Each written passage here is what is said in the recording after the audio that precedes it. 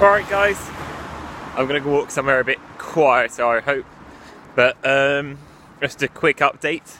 Some of you were asking why my Facebook account was suspended. It was my public Facebook page, Political Activist 1, and my personal account, which was, I think it was a 30-day suspension, because I created another one. I was going in and out.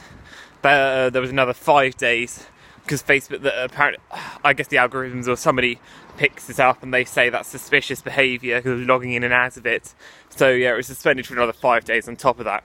So what was I suspended for originally? You might have seen it. I took a picture of something that had been put in the window of Cartridge's law firm in Exeter, where they often have like the gay pride flags flying out. I think every Pride month, or around every Exeter Gay Pride. And there was something in the window from Ben Bradshaw saying we need to do more for trans people and non-binary people. And I took a picture of this and posted it on that public Facebook page. I said, Ben, there are 2 genders. 2! And that got me a suspension. So yes, I'm sorry Facebook, I've learned my lesson. I was wrong to say there are 2 genders. There's one, and that's men. Women are property. I'm joking. But no, this is... people have been saying this a lot already. That if saying there are 2 genders gets you a suspension immediately on Facebook or Twitter, then it's just getting ridiculous. Usually if somebody high profile gets banned, you think, okay, what do they do? Right, won't do that. But no, the level of self-censorship is getting absurd.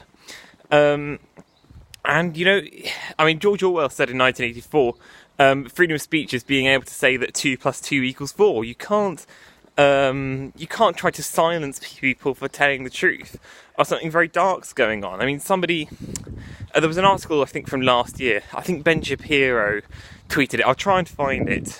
But the first person who was legally recognised as being neither male nor female has since spoken out and said that it's all a complete con, it's all a load of rubbish. I mean, 10 years ago, was saying that there are 2 genders even remotely controversial? No, it wasn't. This is ridiculous.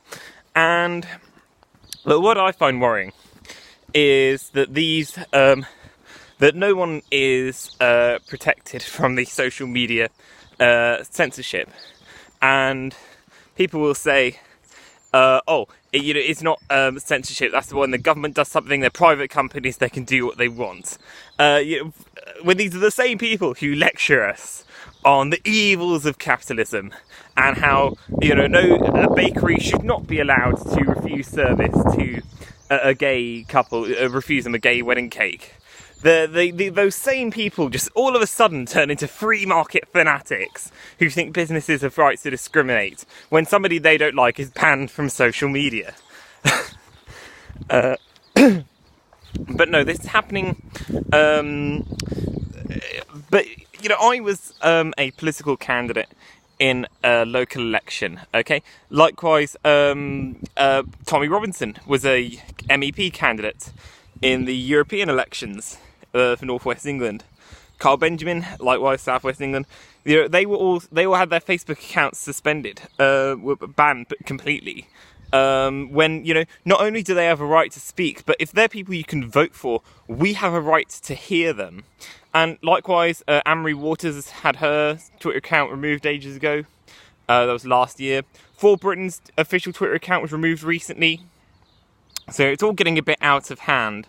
And there needs to be some sort of law, some sort of regulation, which easily accessible so that to protect this from happening to people on social media. And it's not just the so-called right talking about this. One of the Democrats who might be one of the sort of runners up to be their presidential candidate for 2020, Tulsi Gabbard, she's saying these social media corporations are far too powerful, and she's right, and they are. You see them meeting with our British politicians in the Houses of Parliament. People like Nash Shah and Yvette Cooper have a go at the CEOs of YouTube and Google and Facebook and that, because they're not shutting down, because they're not removing Tommy Robinson's videos quickly enough and things like this. we have a right to. We not only does he have a right to speak, we have a right to hear him. So yeah, this is dangerous territory. But no, I've got it back now, and I'll be uploading more stuff soon. It's been a busy summer. We had the obviously the European elections. There were some great videos from Carl Benjamin's event down on the Exeter Quay. So it's all I can think of at the moment. Oh yes, and there's my other Facebook page, more for my writing.